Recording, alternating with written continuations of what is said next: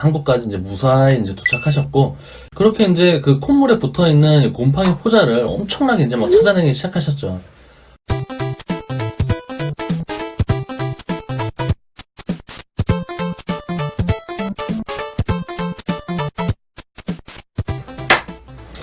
안녕하세요. 반갑습니다. 우리가 알고 있거나 모르고 있는 여러 사람들에 대한 TMI 오브 피플, TOP 방송의 이든이안입니다.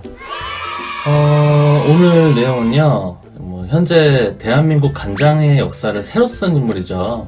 바로 샘표식품의 전 부사장이었던 고 오경환 선생님입니다. 일단 1980년대까지 우리나라의 간장 제조 기술은 당시 일본에게 크게 뒤처져 있던 상태였습니다.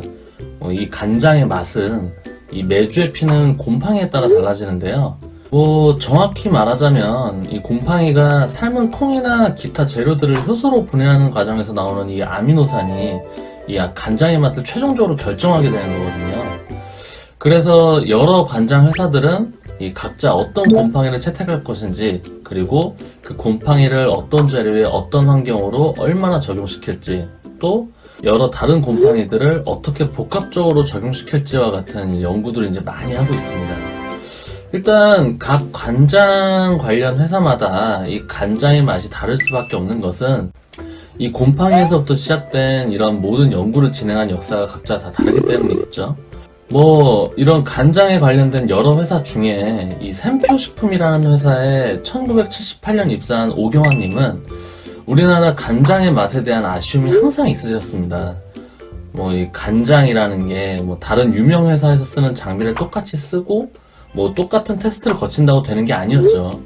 가장 큰 문제는 이 눈으로 본다고 해서 정체를 잘 파악할 수도 없는 이 수만 가지의 곰팡이 중에 과연 어떤 것을 써야 하는지, 그리고 그 수많은 곰팡이는 어떻게 만들어서 적용할 건지, 이런 곰팡이에 대한 개선 부분이 시작부터 막막하기만 했었죠.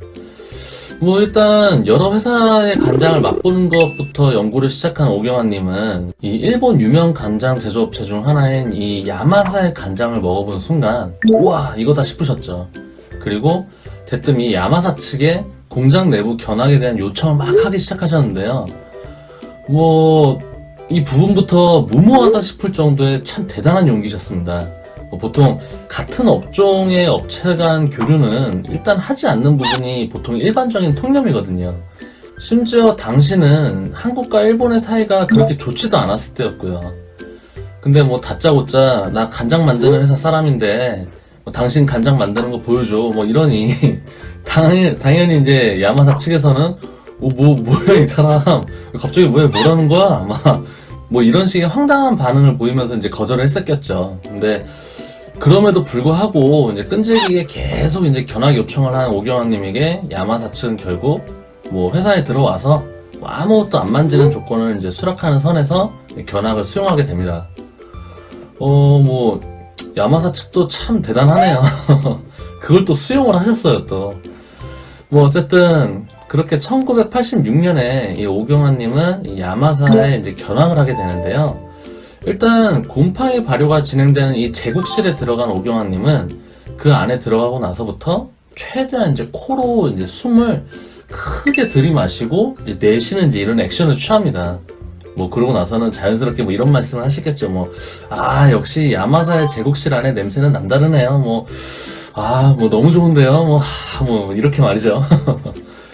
하지만 이 오경환님이 이런 액션을 취하신 데는 다 이유가 있었습니다. 바로 이 공기 중에 떠다니는 이 곰팡이 씨앗인 이 포자를 이제 코 안에 어떻게든 많이 담아두기 위해서였는데요. 이제 그렇게 이제 제국실에서 나온 오경환님은 저 잠시 화장실 좀 다녀올게요 하시면서 화장실에서 막 있는 콧물 없는 콧물 다 끌어모아서 이제 코를 엄청나게 푸셨다고 합니다.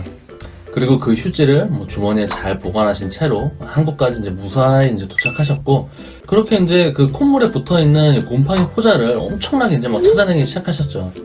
어쨌든 그렇게 야마사의 곰팡이균의 비밀을 풀어낸 이제 오경환님은 그 후에 이제 샘표식품의 간장 제조 기술력을 이제 비약적으로 발전시켰고, 2019년 2월 13일에 이제 생을 마감하실 때까지 한국식품공업협회와 한국장류협동조합의 이제 자문위원으로서 활동하시면서 평생을 이제 이 국내 이제 장과 관련된 식품 발전에 이제 큰 공헌을 하셨죠.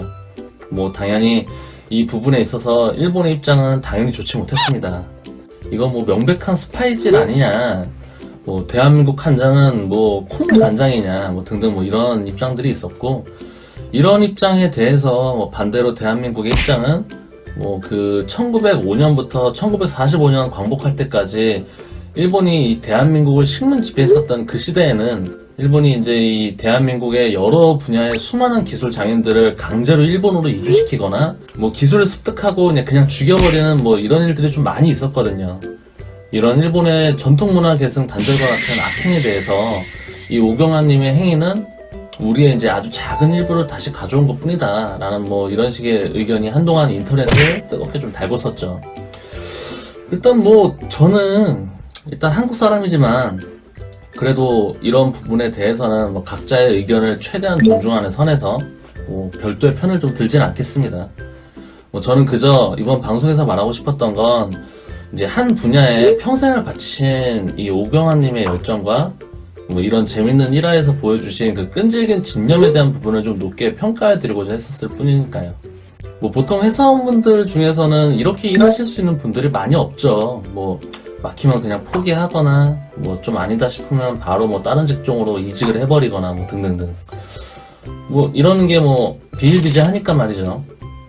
뭐 저 역시 포함해서 말이죠. 어쨌든 뭐 이제야 와서 뭐 누구의 잘잘못을 따지기보다는 이 오경환님의 이야기가 저나 여러분들의 인생에 좋은 참고서가 되었으면 좋겠습니다.